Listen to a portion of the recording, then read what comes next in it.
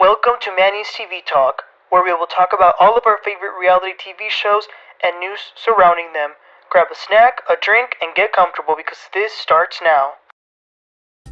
Hello everybody and welcome in. Today we're going to be talking about the Love and Marriage Detroit Reunion Part 2.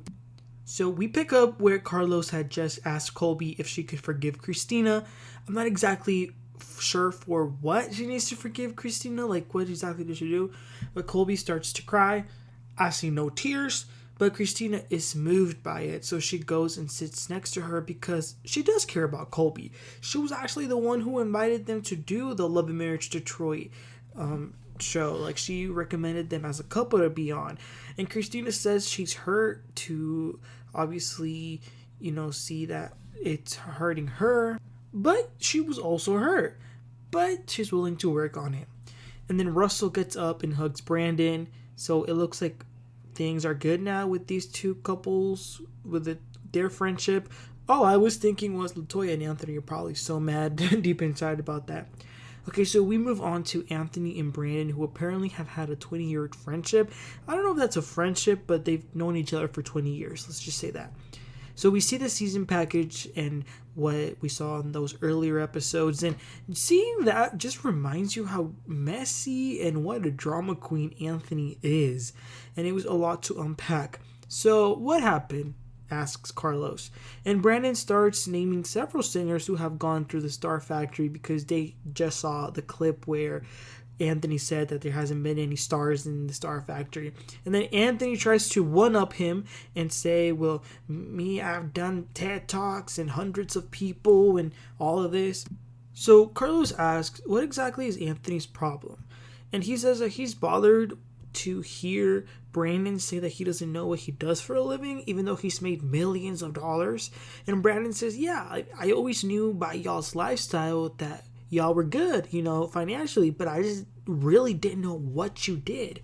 So then Latoya jumps in and says that she's bothered because she heard a comment that Brandon implied that Anthony got his money from his dad. She says that there's no problem with generational wealth, which I agree. And she says sometimes anytime a person of color has good money or they're doing good, people assume that they're selling or doing illegal practices, which I also agree with that. But Brandon says that it was definitely a jab, after all of the ones that they had taken at him. Anthony says, we both went too far, but it's nothing we can't come back from. Then Kristina made an excellent question, which is to Anthony, why did what had to do with the four of us, meaning Kristina, Brandon, Kolby, and Russell, have to do with you calling Brandon a snake and all of a sudden not wanting to do business with him? He really doesn't know what to say other than he was mad. Then Carlos asks Kristina if she wants a friendship with Latoya.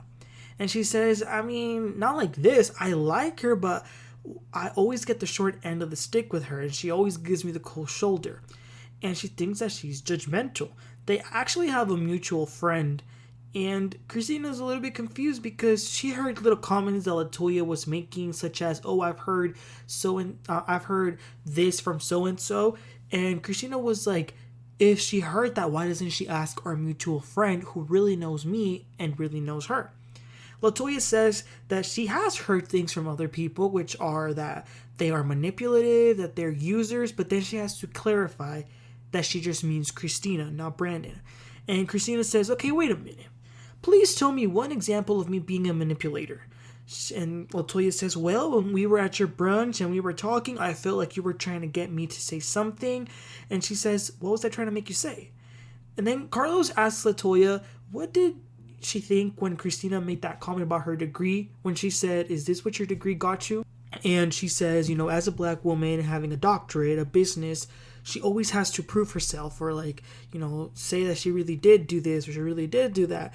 And I do understand that, and I do respect her for that.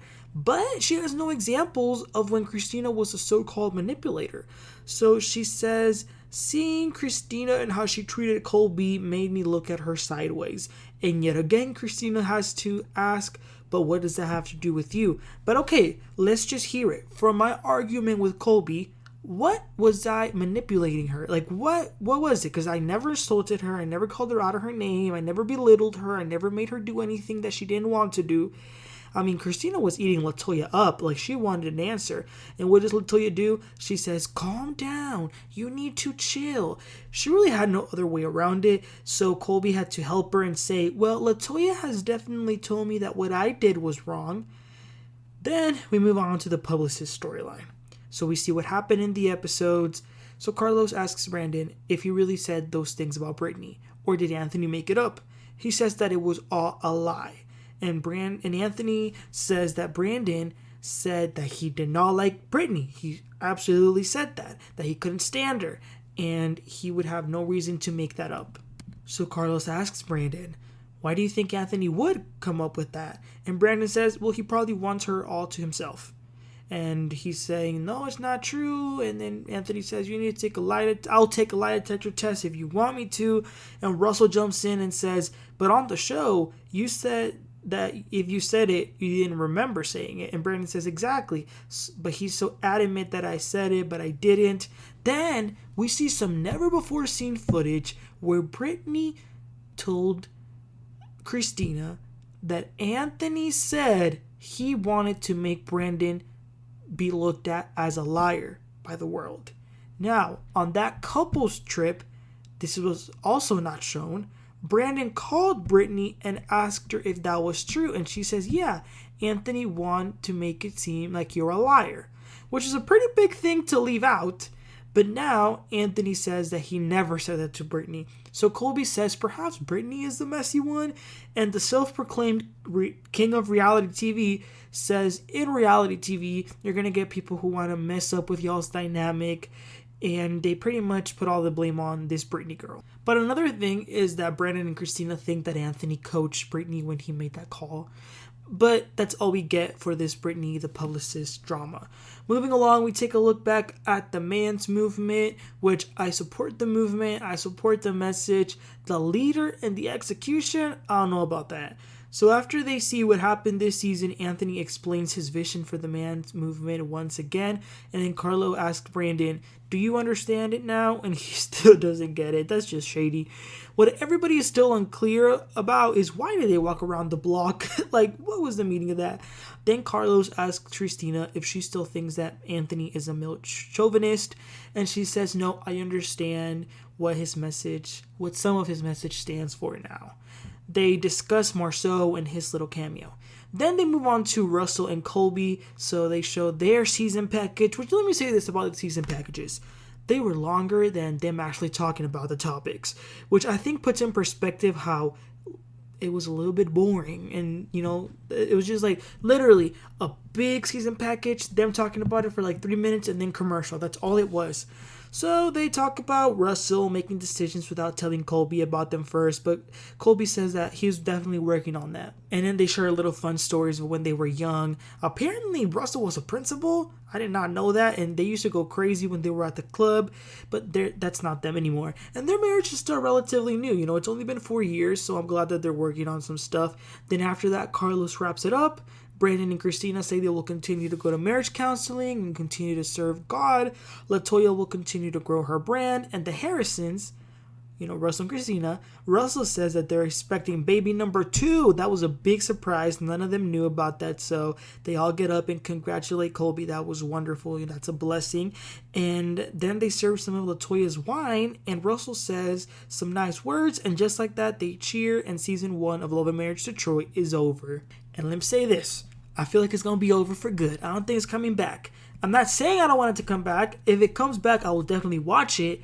But I really don't see them rushing to make a season 2. Because, like I said, this reunion just proved that they really had nothing to talk about. Which this is why I kept saying since last week, this should have been 1 part, not 2 parts. So that's the question I have for you guys in the comments. Please let me know. Should they come back for a season 2? And if they do, should they maybe have some changes, maybe add some more couples to make it more interesting?